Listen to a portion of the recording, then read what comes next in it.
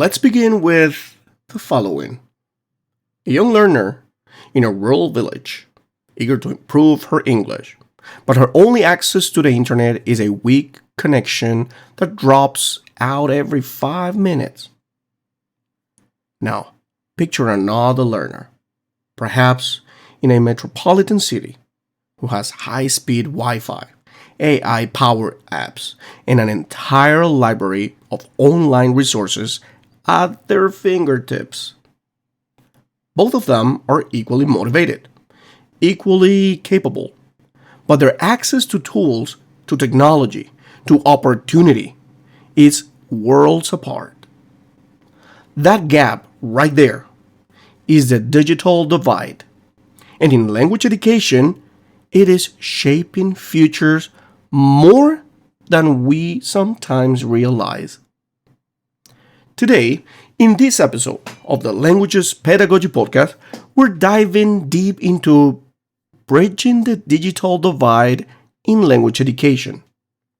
A challenge that is both technological and human, systemic and personal. We'll unpack what the digital divide really means, how it shows up in classrooms and communities across the world, right? Let's make that clear. What research tells us, and most importantly, how we, as educators, learners, and global citizens, can work towards narrowing it. The digital divide is not simply about having internet or not. It's multi-layered. So, grab yourself a coffee, sit comfortably, keep jogging, keep running. But let's break it down together. And let's get started. Woo! Let's go!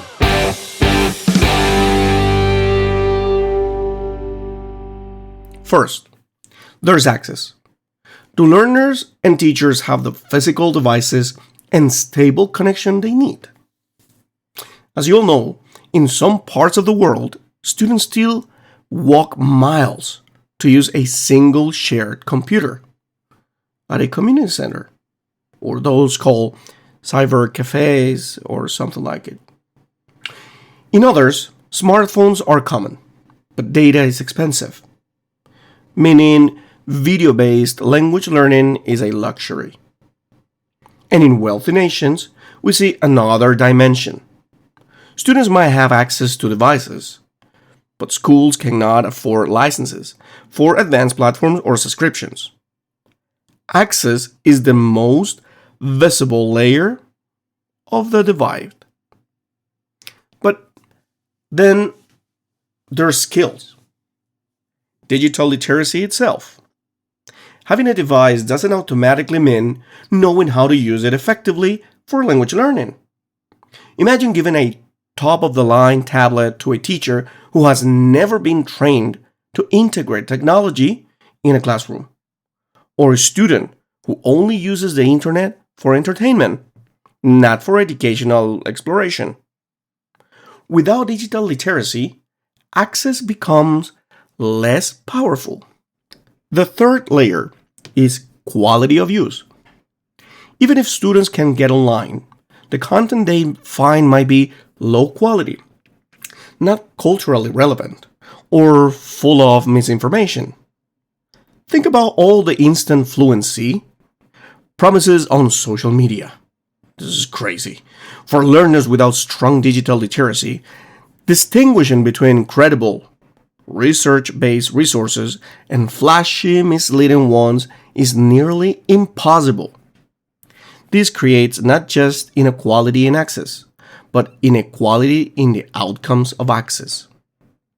So, why does this matter so much in language education? Because language learning is deeply tied to opportunity. The ability to communicate across borders opens doors to jobs, migration, scholarship, and global citizenship. Well, we can keep going.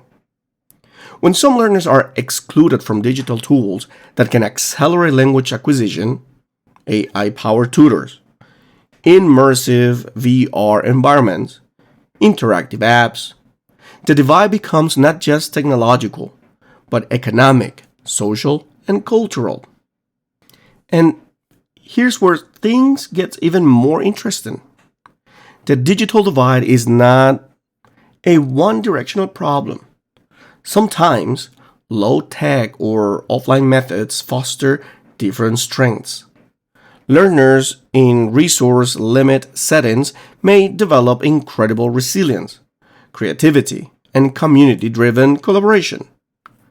Meanwhile, learners in tech-rich environments may become overly reliant on apps, struggling when the digital support is taken away. In a way, both groups are missing something.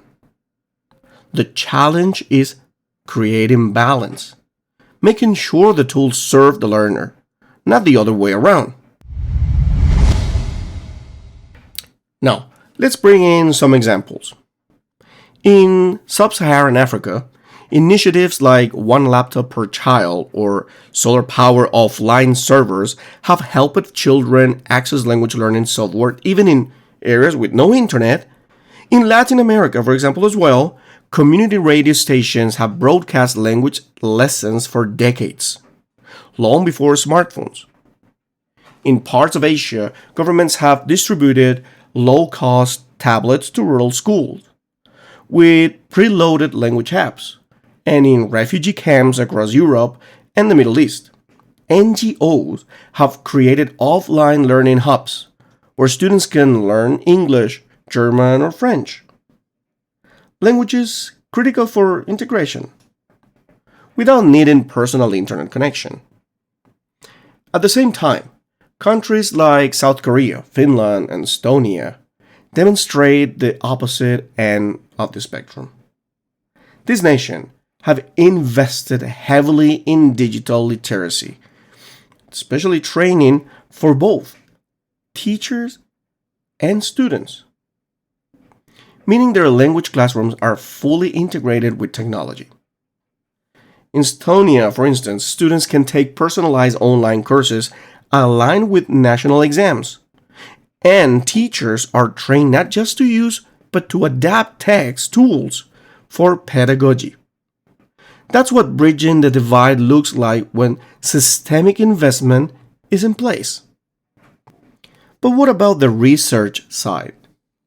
Studies consistently show that digital inequality leads to educational inequality. Learners with consistent access to technology progress faster in reading, writing, listening, and speaking, simply because they can practice more frequently, more interactively, and with more immediate feedback. On the flip side, limited access means fewer opportunities to practice, slower exposure to authentic input, and less feedback, all of which are critical for language acquisition. Yet, interestingly, research also shows that pedagogy matters more than the tool. A motivated, well-trained teacher with a blackboard can achieve more than a poorly trained teacher with a high-tech lab. Technology amplifies good pedagogy. It doesn't replace it. That's why bridging the digital divide is not just about hardware, but about teacher training, institutional support, and policy making. Now, let's talk about solutions. How do we bridge this gap? First, infrastructure investment. Governments and NGOs must prioritize stable internet and affordable devices as basic educational rights, just as we see water and electricity as essentials. Connectivity should be viewed the same way in the 21st century. Second, teacher training. Please, keep that one. Teachers are the bridge.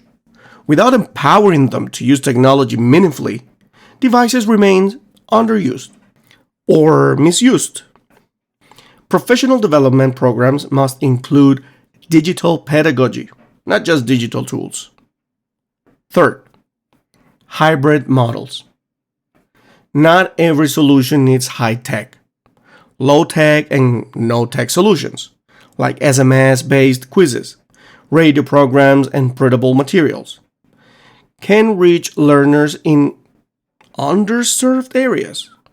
A hybrid approach ensures no one is left behind. Fourth, open educational resources, or OERS. Free high-quality digital resources can be game changers. From Duolingo to BBC Learning English to university-produced MOOCs, the challenge is making learners aware of them and training them to use them critically. Fifth, community-driven innovation. In many places, the best solutions come from within communities. Shared learning spaces, peer mentoring, libraries offering device loans. These grassroots efforts are powerful in sustaining motivation and inclusion. Sixth, policy and advocacy. Without policies to reduce cost of data, ensure fair distribution of resources, and protect educational equity, the divide will persist. Language educators must raise their voices in these policy discussions.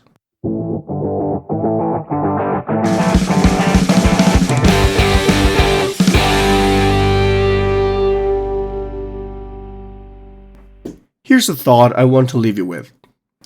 The digital divide is not just a gap. It's a mirror. It reflects our global inequalities in wealth, geography, and opportunity. Bridging it is not simply about technology. It's about justice, fairness, and the belief that every learner, regardless of where they were born, deserves a chance to access the world of languages. And as educators, learners, policymakers, and even parents, we all play a role.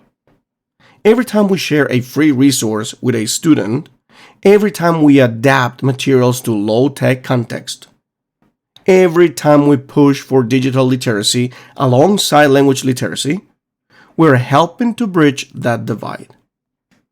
So, the next time you open your laptop and stream a podcast like this one, think of the learners who can't. And ask yourself, what small step can I take to make sure they're not left behind? Until next time, keep connecting, keep empowering, and keep bridging the gap.